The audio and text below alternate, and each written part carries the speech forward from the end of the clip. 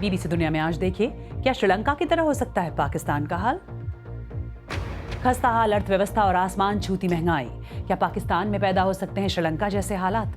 दिखाएंगे वहां से खास रिपोर्ट। स्वागत है आपका बीबीसी दुनिया में। मैं हूं सारिका सिंह। पाकिस्तान की खाली होती तिजोरी का पाकिस्तान के लोगों पर क्या पड़ रहा है असर, बात कवर स्टोरी में, लेकिन पहले हेडलाइंस। यूक्रेन के पूर्वी फ्रंट में चल रही है भीषण लड़ाई। खार्किव और दोनेत्स्क के अधिकारियों के मुताबिक रूस की सेना कर रही है जबरदस्त गोलीबारी, कुछ आम लोगों के मारे जाने की खबर। लड़ाई के बीच यूक्रेन के कई मंत्रियों और सरकारी अधिकारियों पर भ्रष्टाचार के आरोप। राष्ट्रपति ज़ेलेंस्की ने अपने मंत्रिमंडल से कई लोगों को हटाया। बीबीसी की खास रिपोर्ट में दिखाएंगे कैसे एक पत्रकार की मुहिम से भ्रष्टाचार की बात सामने आई। इसराइल ने किया गजा पट्टी पर हवाई हमला। फलस्तीनी चरमपंथियों को निशाना बनाकर किए गए हमले। वेस्ट बैंक में इसराइल की रेड के बाद बढ़ा था तनाव। फलस्तीनी ग्रुप ने कहा बदला लेने की बात। कुदरती आपदा से दुनिया के 2 देश बेहाल। न्यूजीलैंड के ऑकलैंड में बाढ़ की वजह से इमरजेंसी का ऐलान। अफ्रीकी देश मडागास्कर में भी बारिश और तूफान की तबाही। 16 लोगों की मौत, कई लापता, 16,000 विस्थापित। नाजी अत्याचार की याद में आज मनाया जाता है होलोकॉस्ट डे। बीबीसी की खास रिपोर्ट में मिलाएंगे इस यातना के गवाह बने लोगों से जिन्होंने खोया अपनों को। इनमें से कुछ अहम खबरों की चर्चा आज बीबीसी दुनिया में।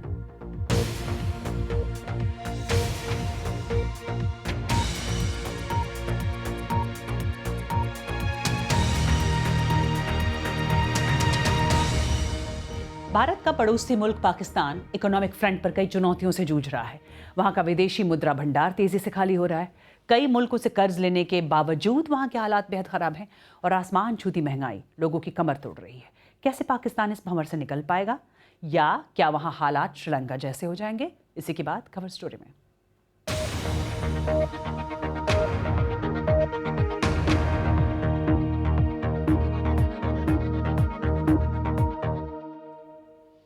और एक्सपर्ट्स के मुताबिक शहबाज शरीफ सरकार देश को इस हालात से बाहर निकालने के लिए ठोस कदम ना उठाकर पॉपुलिस्ट मेजर्स ले रही है, जिससे संकट और गहराने की आशंका बढ़ती जा रही है। लेकिन पाकिस्तान में ऐसे हालात पैदा ही क्यों हुए? देखिए इस्लामाबाद से बीबीसी संवाददाता शुमाइला जाफरी की रिपोर्ट। क्वेटा के गुल मोहम्मद अपने 6 बच्चों के साथ गुर्बत की जिंदगी गुजार रहे हैं। वो कहते हैं मुश्किलें तो पहले भी बहुत थीं, पर अब होने वाली महंगाई ने दाल रोटी भी छीन ली है। एक दाल है, एक चावल है, जो पहले 60 रुपये में, 70 रुपये में, 30 रुपये में बिकते थे, अभी वो भी 120, 130, 150 रुपये हो गया। अभी वही भी मुझे नहीं मिलता है कि मैं अपना बच्चों को खिलाऊँ। खुद ही मैं बेरोज़गार होऊंगा। एक ऐसी जगह पे हूँ कि यहाँ तो नहीं गैस है, नहीं बिजली है, फिर 3 बच्चे माजूर मेरे पास पड़े हैं। पाकिस्तान में ये घर घर की कहानी है। कहीं लोड शेडिंग के खिलाफ विरोध हो रहा है, तो कहीं आटे का बहरान है, और कहीं बिजली और गैस के बढ़ते हुए बिलों ने लोगों के लिए कठिनाइयां पैदा कर दी हैं। इस सारे संकट में सरकार अक्षम दिखाई देती है और इमरान खान दिन रात पाकिस्तान के डिफॉल्ट होने की चेतावनी दे रहे हैं। एक तरफ बेरोजगारी और दूसरी तरफ महंगाई और मजीद और महंगाई, ये जो कॉम्बिनेशन है ये बड़ा खतरनाक है इस मुल्क के लिए। क्यों खतरनाक है? श्रीलंका में इसी तरह का सिनारियो हुआ था। अगर ये आबादी के अंदर इसी तरह का इंतशार शुरू हो गया जो श्रीलंका में था, मैं ये आपको, मुझे अफसोस से कहना पड़ेगा, कोई कंट्रोल नहीं कर सकेगा। पाकिस्तान की अर्थव्यवस्था बहुत हद तक इंटरनेशनल मॉनेटरी फंड और चीन, सऊदी अरब और यूएई जैसे दोस्त मुल्कों के सहयोग पर आश्रित है। आईएमएफ की तरफ से कर्जे के अगले प्रोग्राम पर क्लैरिटी ना होने की वजह से ही नौबत यहाँ तक पहुंची है कि पाकिस्तान के फॉरेन रिजर्व्स 5 अरब डॉलर से भी कम रह गए हैं और इसके खजाने में सिर्फ कुछ ही हफ्तों की इंपोर्ट्स के डॉलर्स बचे हैं। विश्लेषक मानते हैं कि पाकिस्तान का डिफॉल्ट रिस्क बहुत बढ़ चुका है, लेकिन सरकार कोई और ही कहानी सुना रही है। 1.1 बिलियन ये गैर मुल्की है और कमर्शियल लोन्स हैं, और इसके अलावा कोई 3.5 बिलियन के करीब जो है वो मल्टीलैटरल्स के लोन्स हैं और दूसरे लोन्स हैं जो हमें वापस करने। बहुत सारे एनालिस्ट जो इसके ऊपर कमेंट्री कर रहे हैं और मनफी किस्म का एक इम्प्रेशन दे रहे हैं, वो ठीक नहीं है। और डेट रीपेमेंट की सूरत हाल पूरी तरह हमारे कंट्रोल में, और इंशाल्लाह हम आने वाली पेमेंट्स को भी ऑन टाइम पूरा करेंगे। पिछले साल आने वाली बाढ़ ने भी आर्थिक मंदी में इजाफा किया। हाल ही में जिनीवा में एक अंतर्राष्ट्रीय कॉन्फ्रेंस में पाकिस्तान के लिए तकरीबन 10 अरब डॉलर के प्रोजेक्ट लोन्स का वादा किया गया, लेकिन इन वादों को पूरा होने में काफी वक्त लग सकता है। आर्जी तौर पर आर्थिक स्थिति संभालने के लिए प्रधानमंत्री शहबाज शरीफ ने यूएई का दौरा भी किया, जहां से उन्हें 2 अरब डॉलर कर्ज का रोल ओवर जबकि 1 अरब डॉलर नया कर्जा मिला। Everything is totally worked out. हर चीज़ की जो प्लानिंग हमारे हाथ में है और everything is in order, nothing to worry. मैं सिर्फ क्लैरिफाई ये करना चाहता हूँ कि मैं यही दुआ कर सकता हूँ कि अल्लाह ताला इन लोगों को हिदायत दें। ये चाहते क्या हैं? हर वक्त डिफ़ॉल्ट का एक इन्होंने गर्दान पकड़ी हुई थी। सरकार की तसल्लियों के बावजूद आईएमएफ की तरफ से अगला प्रोग्राम मिलने की कोई कमिटमेंट नहीं मिल पा रही, जिसकी बड़ी वजह है इसकी कड़ी शर्तें, जो कहती हैं कि जनता को दी हुई सब्सिडीज को वापस लिया जाए और नए टैक्स लगाए जाएं। एक ऐसा फैसला जिसका बोझ शहबाज शरीफ की पहले ही से कमजोर सरकार उठाने के काबिल नहीं और जिसकी कीमत उन्हें अगले इलेक्शन में अदा करना पड़ सकती है। Shumaila Jafri, BBC news, Islamabad. तो क्या पाकिस्तान पर वाकई दिवालिया होने का खतरा मंडरा रहा है? यही समझने के लिए शुमाइला जाफरी ने बात की इस्लामाबाद में मौजूद आर्थिक मामलों के जानकार साकिब शेरानी से। पाकिस्तान के हालात मईशत के ऑब्वियसली काफ़ी संजीदा हैं और इस तरफ पाकिस्तान बढ़ रहा है क्योंकि जो फॉरेन एक्सचेंज रिज़र्व्स हैं या जो ज़र मुबादला के ज़खायर हैं पाकिस्तान के, वो तकरीबन इस पेस पे जो पाकिस्तान ने अभी सारी रोकी हुई हैं इंपोर्ट्स और कैपिटल कंट्रोल्स लगाए हुए हैं, इस पेस पे तकरीबन 4 महीने मैक्सिमम 3 से 4 महीने और लास्ट कर सकते हैं। तो अगर आईएमएफ के साथ इतने इस अरसे में डील नहीं हुई पाकिस्तान की, तो फिर पाकिस्तान डिफ़ॉल्ट की तरफ ज़रूर जाएगा। तो अभी पाकिस्तान ने क्या एडमिनिस्ट्रेटिव मायर्स लिए हुए हैं डॉलर को और रिजर्व्स को कंट्रोल करने के लिए? देखिए, पाकिस्तान में एक वसी पैमाने पे एक वाइड रेंजिंग जो है इंपोर्ट पेमेंट्स को रोका हुआ है, इंपोर्ट्स को।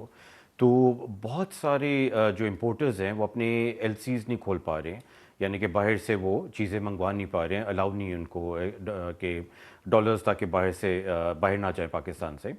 फिर इसके अलावा कैपिटल कंट्रोल्स हैं, यानी कि जो कंपनीज़ यहाँ बाहर की काम कर रही हैं उनकी पेमेंट्स अगर बाहर उन्होंने भेजनी है, अपने प्रॉफिट्स हैं, डिविडेंड्स हैं, रॉयल्टी की पेमेंट्स हैं, फ्रेंचाइज फ़ीस हैं, ये सारा कुछ रुका हुआ है। ये हालात इस हद तक पहुँचे कैसे? हम सिर्फ बाहर की जो एनवायरनमेंट है उसका शिकार नहीं है, ये हमारी इंटरनल पॉलिसीज़ का भी बहुत बड़ा इसमें दखल है और सिर्फ इस हुकूमत की नहीं, पिछली कई हुकूमतों की। आईएमएफ के साथ मामला क्यों तय नहीं पा रहे? ज़्यादातर ये सियासत की नज़र हुआ है। इस हुकूमत के लिए एक जब ये आए तो इन्होंने कुछ जो इक़दाम शुरू में करने पड़े इनको, पेट्रोलियम की प्राइसेस बढ़ाई पाकिस्तान में, बहुत आपको पता है about 50% बढ़ी। फिर इलेक्ट्रिसिटी की प्राइसेस बढ़ाई। तो ये हुकूमत जो है फिर क्योंकि पॉलिटिकली इसको इतनी फिर ज़ाहिर बात है मार पड़ना शुरू हो गई, क्रिटिसिज्म हुई, तो ये बैकफुट पे चली गई। और जो मज़ीद इक़दाम लेने हैं आईएमएफ प्रोग्राम को बहाल करने के लिए, जो प्रायर एक्शन है उनकी, वो पहले राउंड से भी ज़्यादा तकलीफ दें। मतलब पेट्रोलियम प्राइसेस के ऊपर अब सेल्स टैक्स लगाना है, गैस की प्राइसेस में बहुत बड़ा इजाफा करना है, फिर इलेक्ट्रिसिटी में की नरखों में टैरिफ्स में और इंक्रीजेस करने हैं। तो अब ये हुकूमत इन चीज़ों से अपनी इलेक्शन प्रॉस्पेक्ट्स की वजह से कि वो और मज़ीद ख़राब ना हो, इसकी वजह से पीछे हटी हुई है। फिर क्या सूरत हाल बनेगी अगर हम आईएमएफ को कन्विंस नहीं कर पाते और वापस प्रोग्राम में नहीं जा पाते? आईएमएफ जो अदायगियाँ हो रही है जून के बाद डेट पेमेंट्स की, वो भी हमें डिफ़ॉल्ट करनी पड़ेंगी। और इंपोर्ट्स के लिए पाकिस्तान, जैसे श्रीलंका के साथ हुआ पिछले साल मार्च के बाद, आहिस्ता आहिस्ता बतदरीज उनके पास ना खुराक के लिए, फूड के लिए, एसेंशियल आइटम्स के लिए, मेडिसिन के लिए या इवन ना पेट्रोलियम के लिए उनके पास पैसे नहीं थे इंपोर्ट करने के लिए। तो खुदा ना खास्ता अगर पाकिस्तान इसी उस पे चलता रहा तो फिर अल्टीमेटली वो सूरत हाल भी हो सकती है। और वक्त एक ब्रेक का है, ब्रेक के बाद दिखाएंगे लड़ाई के अलावा और किस मोर्चे पर जूझ रहे हैं यूक्रेनी राष्ट्रपति ज़ेलेंस्की। बीबीसी दुनिया में अब भी बहुत कुछ है बाकी।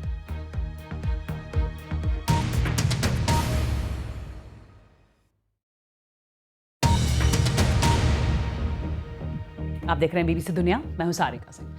इजराइल ने गजा में हवाई हमले किए हैं और कहा है कि ये हवाई हमले फलस्तीनी चरमपंथियों के खिलाफ किए गए हैं। उसने ये भी कहा है कि इजराइल पर किए गए रॉकेट हमले का बदला लेने के लिए ये कार्रवाई की गई है। इजराइल ने कहा है कि उसने एक रॉकेट फैक्ट्री को बम से उड़ा दिया जिससे हमास चलाता था। हमास वो समूह है जिसके पास गजा का नियंत्रण है। इजराइल ने बताया कि उसके मिसाइल डिफेंस सिस्टम ने कई फलस्तीनी रॉकेट्स को रोक दिया। इससे पहले गुरुवार को वेस्ट बैंक के जेनिन कैंप में इजरायली सेना की छापेमारी में 9 फलस्तीनियों की मौत हो गई थी। फलस्तीनी समूहों का कहना है कि मरने वालों में फाइटर्स के साथ साथ आम लोग भी शामिल थे और वो इसका जवाब देंगे। इस्राएली सुरक्षा बलों ने कहा है कि वो जेनिन के रिफ्यूजी कैंप में हथियारबंद समूह इस्लामिक जिहादी के सदस्यों को गिरफ्तार करने गए थे, जिन पर उन्होंने बड़े हमले की योजना बनाने का आरोप लगाया है। और रमल्ला से ज्यादा जानकारी दे रहे हैं बीबीसी के मध्य पूर्व संवाददाता टॉम बेटमैन। मुझे लगता है कि आगे जो कुछ भी होगा वो 2 बातों पर निर्भर करेगा। पहला, फलस्तीनी पक्ष की प्रतिक्रिया।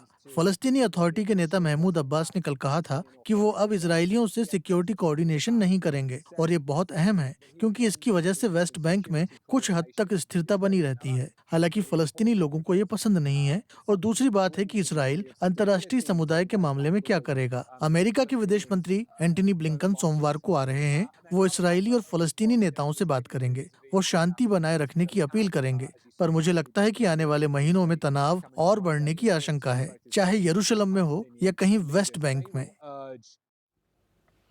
और अब बात यूक्रेन की। रूस के साथ लगभग 1 साल से चल रही लंबी जंग के बीच यूक्रेन के राष्ट्रपति वोलोदिमीर ज़ेलेंस्की के लिए एक और चुनौती आई है। उनके आला अधिकारियों पर भ्रष्टाचार के आरोप लगे हैं। आरोपों के बाद राष्ट्रपति ज़ेलेंस्की ने अपने मंत्रिमंडल से कई लोगों को हटा दिया है। ज्यादा जानकारी बीबीसी संवाददाता जेम्स वॉटरहाउस की इस रिपोर्ट में। साल 2019 में यूक्रेन के नए राष्ट्रपति ने भ्रष्टाचार पर नकेल कसने का वादा किया। ये यूक्रेन के लिए नए दौर की शुरुआत थी। My election has proved that citizens are tired of experienced politicians who over the past 28 years created a country of opportunities to steal, bribe and loot.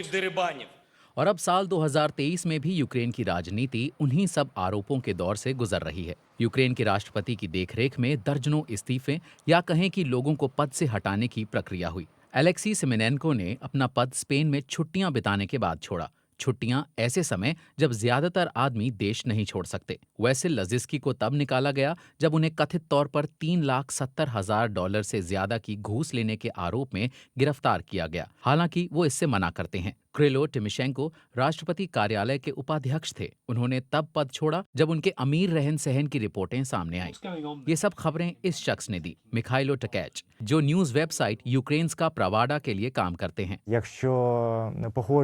अगर पैसे के स्रोत का पता नहीं तो लोग गाड़ियां और बड़े बंगले अपने करीबी या रिश्तेदारों के नाम पर रजिस्टर करवाते हैं। लोगों पर अपनी संपत्ति का ब्यौरा देने का प्रावधान ही नहीं है। मुझे लगता है कि सरकारी अधिकारी जब कोई कदम उठाए तो आम लोगों को उसके बारे में पता होना चाहिए। टिमोशेंको ने कहा कि उन्होंने कुछ भी गलत नहीं किया, पर मिखाइलो की खबर ने पूरी सरकार को हिला दिया है। राष्ट्रपति के ताज़ा फैसले ये बताते हैं कि सरकार के आला अधिकारियों पर भी जिम्मेदारियां तय होंगी और ये संदेश भी जाएगा कि वो लोग आम जनता के साथ नहीं खेल सकते। हम देश हित में बात कर रहे हैं, जो बहुत जरूरी है। जंग ने पहले ही कई लोगों से बहुत कुछ छीन लिया है। कुछ इलाकों में जंग अब भी जारी है और लोग उससे उबरने की कोशिश कर रहे हैं। इसके बीच यूक्रेन की राजनीति में अगर भ्रष्टाचार की बातें सामने आने लगें तो इससे देश की राजनीति में काफी तबाही होगी। राजधानी कीव के बाहर बिजली लौट रही है, जिससे इवाना अपना बेकरी का काम फिर से कर पा रही हैं। मुझे ये पसंद नहीं। अच्छा होगा अगर ये पैसा यूक्रेन की मदद के लिए जाए, बजाय किसी की जेब में जाने से। शायद हमें उन सबको हटाने की जरूरत है जो कई सालों से पद पर बने बैठे हैं। वो अपना पेट इसी से भरते हैं। 31 साल पहले जब यूक्रेन आजाद हुआ, तब से भ्रष्टाचार देश को अपनी गिरफ्त में लिए हुआ है। अब जब पूरी दुनिया की नजर यूक्रेन पर है और उसे अरबों रुपए की अंतर्राष्ट्रीय मदद मिल रही है, ऐसे में उसकी ऐसी खबरों पर कार्रवाई को बड़ी बारीकी से देखा जाएगा। वक्त एक ब्रेक का है। ब्रेक के बाद यहूदी नरसंहार के चश्मदीदों ने बताया कैसे मारा गया था उनके अपनों को। इस बारे में बात एक ब्रेक के बाद।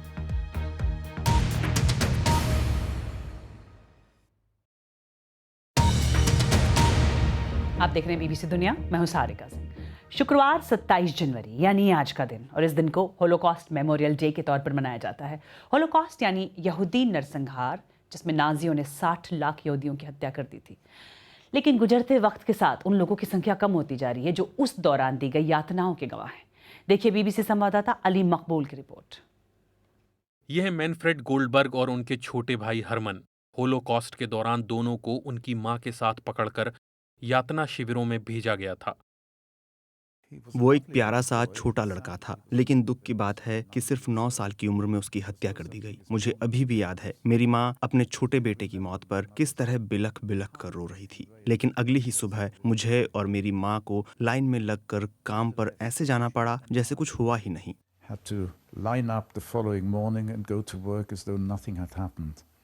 हरमन उन लगभग 60 लाख यहूदियों में से एक थे जिनकी हत्या कर दी गई थी। ये अक्टूबर-नवंबर में साल 1945 की बात होगी। मैनफ्रेड इस दौरान जीवित बच निकले और ये छूटने के कुछ ही महीनों बाद उनके जैसे एक और व्यक्ति जिगी शिपर के साथ उन्हीं की तस्वीर है। हमारे बीच एक अलग ही रिश्ता था। जिस तरह हम मिले और रिश्ता मजबूत हो गया, ये दोस्ती से भी अलग था। जिगी का ये इंटरव्यू साल 2020 में लिया गया था, जिसमें वो यातना शिविर के गार्ड्स के बारे में बता रहे हैं। उनमें डॉक्टर्स, इंजीनियर्स और वकील शामिल थे। वो शाम को घर जाते थे और आराम से अपनी बीवी बच्चों के साथ डिनर करते थे, म्यूजिक सुनते थे, और वो जानते थे कि दिन में क्या करके आए हैं। किशोर उम्र में मैनफ्रेड और जिगी ने गुलामी का बुरा दौर एक साथ बिताया, लेकिन कुछ ही दिनों पहले जिगी ने दुनिया को अलविदा कह दिया और होलोकॉस्ट का एक गवाह कम हो गया। मैनफ्रेड को लगता है कि उनके जिगरी दोस्त जिगी को श्रद्धांजलि देने का सबसे अच्छा तरीका ये होगा कि अब कभी भी कोई होलोकॉस्ट जैसी घटना ना हो।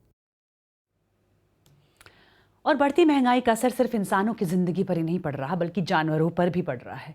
कई जानवर बेघर हो गए हैं, और ये हुआ है ब्रिटेन में बढ़ती महंगाई की वजह से। लॉकडाउन के दौरान अकेलेपन से बचने के लिए कईयों ने जानवर पाले, लेकिन अब उन्हीं को घर से बाहर छोड़ रहे हैं। जानवरों को रेस्क्यू करने वाले सेंटर्स के पास भी भीड़ बढ़ गई है और बाकी जानवरों को रखना मुश्किल हो रहा है। और आप मुझे ट्वीट कर सकते हैं @BBC सारिका पर। BBC दुनिया में फिलहाल इतना है।